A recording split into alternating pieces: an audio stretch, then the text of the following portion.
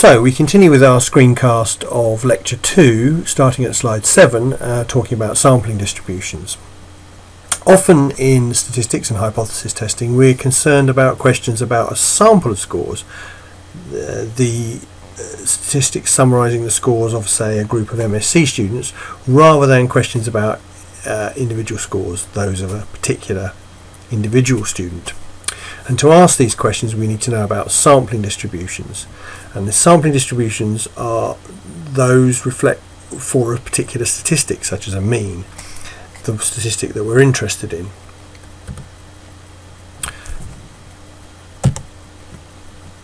I'm trying to get the next slide, and it's jammed.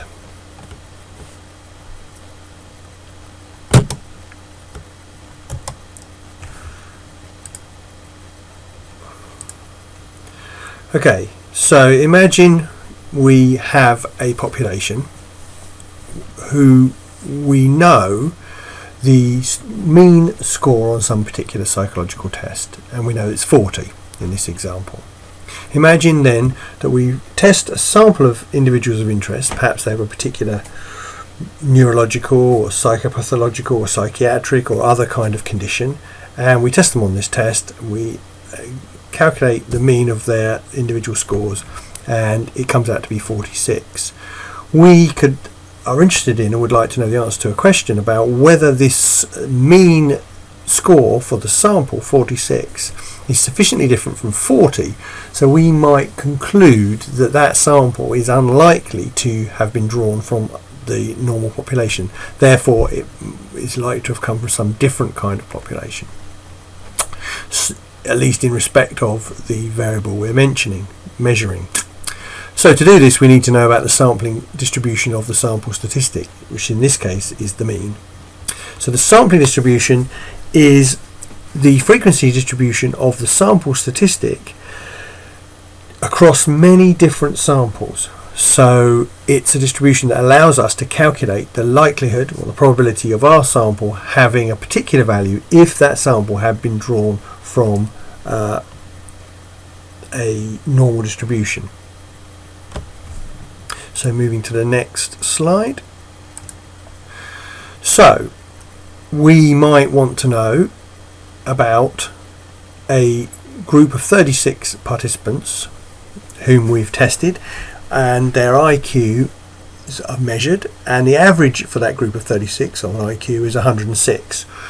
So we might say, what's the probability of this group of 36 having been drawn from the normal population, given that their mean IQ is 106? And we can do this because we know that the normal population, by design of IQ tests, has a mean IQ of 100. So this is a kind of hypothesis testing we can do using sampling distributions, and actually it lies at the heart of all statistical hypothesis testing. So we need to know some information, as we do when we're doing tests on individual scores. We need to know the mean, the shape of the distribution, and its standard deviation. So the mean in this case from the population, the normal population, is 100. We know that because that's the way IQ tests are designed. The shape of the distribution, we'll cover that on the next slide again, but it's designed, IQ tests are designed to have a particular distribution of scores, and the standard deviation.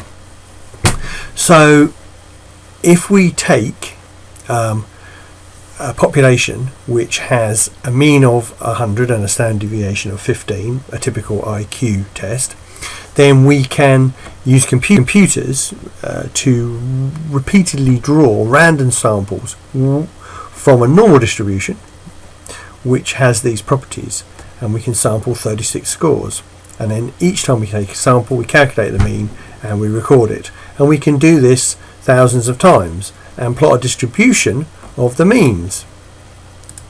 Here we go, sample 1, the mean happened to be 103.5. Sample 2, the random sample, had a mean of exactly 100. We plot them out, keep going for different samples until we build up the overall histogram over here, and so on. This is the distribution of the population, and this is the sampling distribution of our means, which we plotted out. And we notice that the sampling distribution here is normal, and the mean is the same as that in the population, 100. So the distribution of means appears to be of the same shape, i.e. normal, as that of the distribution of individual scores in the population. This is a fundamental result in statistics, which we'll talk about later. It's the central limit theorem. That's very important. So we know for the sampling distribution of means that the mean will be equal to the mean of the population from which the samples are drawn, and that the shape will be normal. It's guaranteed to be normal if the population is normal, but we'll see later that actually the sampling distribution of the mean ends up being normal even if the population from which the samples are drawn does not have a normal distribution under pretty wide conditions. It's a pretty amazing result. And we can now look at questions about the standard deviation. How much spread is there in these means from the various samples in the sampling distribution of the mean? Because we know that the standard deviation of the sampling distribution of the mean is called the standard error of the mean. We discussed that earlier in the lecture. So the mean scores are spread more closely around the centre in the sampling distribution than in the population of individual scores. This makes intuitive sense. Think about it. If we've already seen that an individual with scores of 130 or higher are not that exceptionally rare in the population. There's about 2.5% of the population would be expected to have scores that high. But if you took a sample of say 1,000 people, from the normal population, it would be incredibly rare and very low probability, tiny probability, that the mean of that sample randomly drawn would be 130. It would mean that the average person drawn from a sample, a population with average IQ, somehow turned out that the average of your sample turned out to have a very high IQ. Clearly this is not going to happen at all frequently. So we can do the same thing from a dice, or a die, proper name for a singular dice. We can do this using a computer to show what happens with a distribution that is easy to work with, but is not at all like a normal distribution, at least the population distribution. It's called a discrete uniform distribution because there are 6 discrete values, 1 to 6, the face of the die, and it's uniform because the probability of a 1, probability of a 2, 3, 4, 5 and 6 are all the same. They have a uniform probability, at least assuming the die is fair. So what's the mean expected to be? Well, if there's an equal number of 1s, 2s, 3s, 4s, 5s and 6s, you can work that out. To make the maths easy, let's assume there's 1 of each, so you add them up, 1, 2, 3, 4, 5, 6, and you get 1 plus 2 plus 3 is 6, plus 4 is 10, plus 5 is 15, plus 6 is 21, and you divide it by 6, and 6 goes into 21, 3.5. It's the midpoint of the range between 1 and 6. The data are not normally distributed, and we can actually look by using a computer simulation at what the sampling distribution of the mean will look like. Here is a typical sample I generated. It was actually the 6th one, 100 throws of a fair dice. I did that using a computer and noticed that the 1 comes up 22 times. Actually the 2 in this sample was fairly rare, only 11 times. The 6 also came up 22 times. So I drew 5,000 samples, each of 100 throws of the dice, and calculated the mean of each of those 5,000 samples and plotted it out. And here we see that we have a pretty normal looking distribution. This is the sampling distribution of a mean where the samples are drawn from a non-normal distribution, in this case a discrete uniform distribution. Notice that the mean of the sampling distribution of these means is 3.5, near as damn it, which is the expected distribution of the population as we calculated a minute ago, and we can actually compute the standard deviation. So what's another name for the standard deviation of this sampling distribution? As we discussed earlier, it's the standard error of the mean in this case. So now notice we reduce the size of the sample from 100. We're doing 5,000 samples of fair dye thrown 25 times in each sample. Notice again, still with fairly small samples and a non-normal distribution in the population, we end up with a pretty normal distribution for the sampling distribution of the mean. And notice that mean has still very close to 3.5. But notice here the standard deviation has doubled relative to 0.34 relative to the standard deviation of the sampling distribution of the mean when the sample size was 100.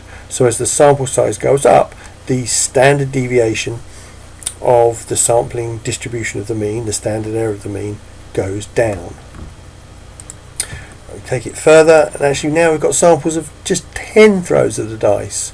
Amazingly, it's still pretty normal. Okay, there's a little blip here at exactly 3.5, but the mean of this sampling distribution with 5,000 samples is still 3.5. But notice now the standard deviation has gone up even further to 0.54 because the size of the samples is reduced.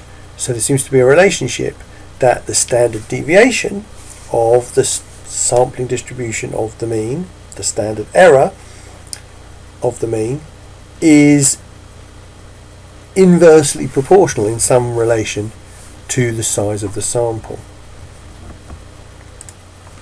So actually the standard error of the mean is the standard deviation of the means across the many samples. It's not the standard deviation of the individual scores. But in fact we can calculate precisely the spread of the mean scores around the centre. The standard error of the mean is the population standard deviation divided by the square root of the sample size. So that's why, as the sample size got bigger, 100 relative to 25 relative to 10, the standard error of the mean, which is the standard deviation of the sampling distribution of the mean, got smaller. I said it was some kind of inverse relationship. It's actually in relation inversely to the square of n. So the scores are more closely clustered around the population mean in the sampling distribution of the mean when we have a bigger sample size. So we can now ask our question precisely: what's the probability of a sample of n equals 36 having a mean of at least 106? So we know, because the normal distribution in the population of IQ scores having a mean of 100 and a standard deviation of 15, we can calculate the standard error of the mean. And we chose the numbers to make the maths easy. It's 15, the standard deviation, divided by the square root of n, which is 36. Square rooted is 6. 15 divided by 6 is 2.5. So this would be the theoretical sampling distribution of the mean for samples of 36 drawn from the normal population with mean 100 and standard deviation 15. Here the sampling distribution has a standard deviation of 2.5. It's also known as the standard error of the mean. So we know, because it's a normal distribution, that 95% of the observations lie between 2 standard deviations below the mean and 2 standard deviations above the mean. So we know that if the sample mean is 106, it's relatively unlikely to have been drawn for a sample of 36 from a normal population with respect to IQ. That's because it is in the highest 2.5% of the sampling distribution of the mean. So we using a 5% significance level would reject the hypothesis that this sample of 36 with a mean of 106 had been drawn from a normal distribution of IQ scores with mean 100 and standard deviation 15 in the population. So we can do this kind of hypothesis test if we know about how individual scores are distributed, and we can make tests about groups as well as individuals. So we can express what we've just said more formally, this kind of hypothesis testing. What's the probability of a sample of n equals 36 having a mean IQ of at least 106? Now, because we said at least 106, we're interested in scores of 106 or higher, sometimes known as a one-tailed or directional hypothesis. But we can also formulate a two-tailed hypothesis, which is having an IQ at least a mean IQ of your sample at least 6 points higher or lower than the expected mean if it was drawn from the normal population, which would be 100. So we construct a null hypothesis, sometimes known as H0, that our sample is drawn from the normal population of IQ with a population mean of 100. Notice population means are written with Greek letters, and a population standard deviation sigma, again a Greek letter, of 15. If it is the null hypothesis true, then our sample mean should be not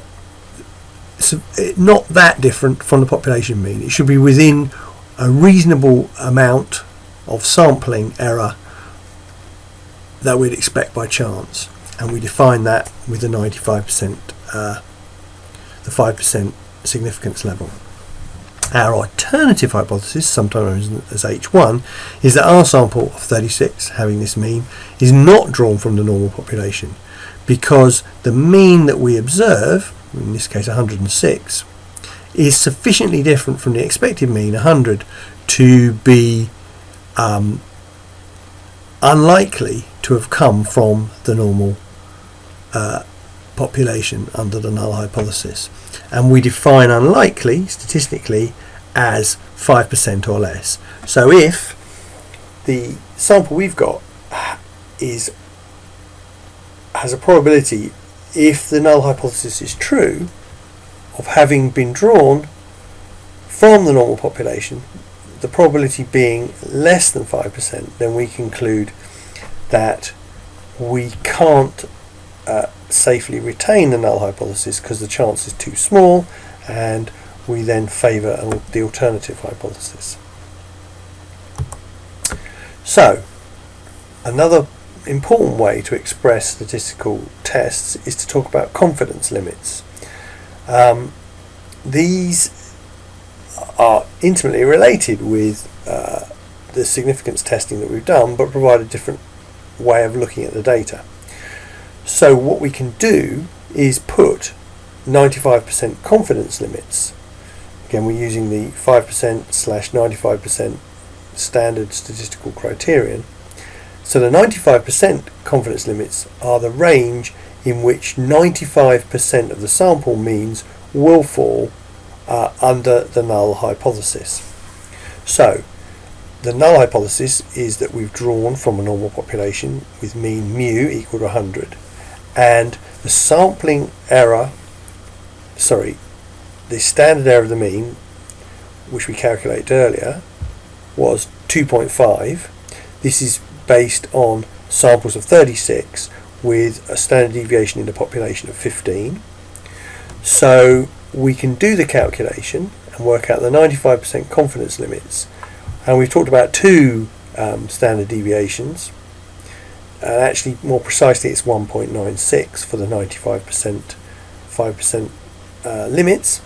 So our confidence limits are 100 plus 1.96 times 2.5, i.e. approximately 105, and 100 minus that, which is approximately 95.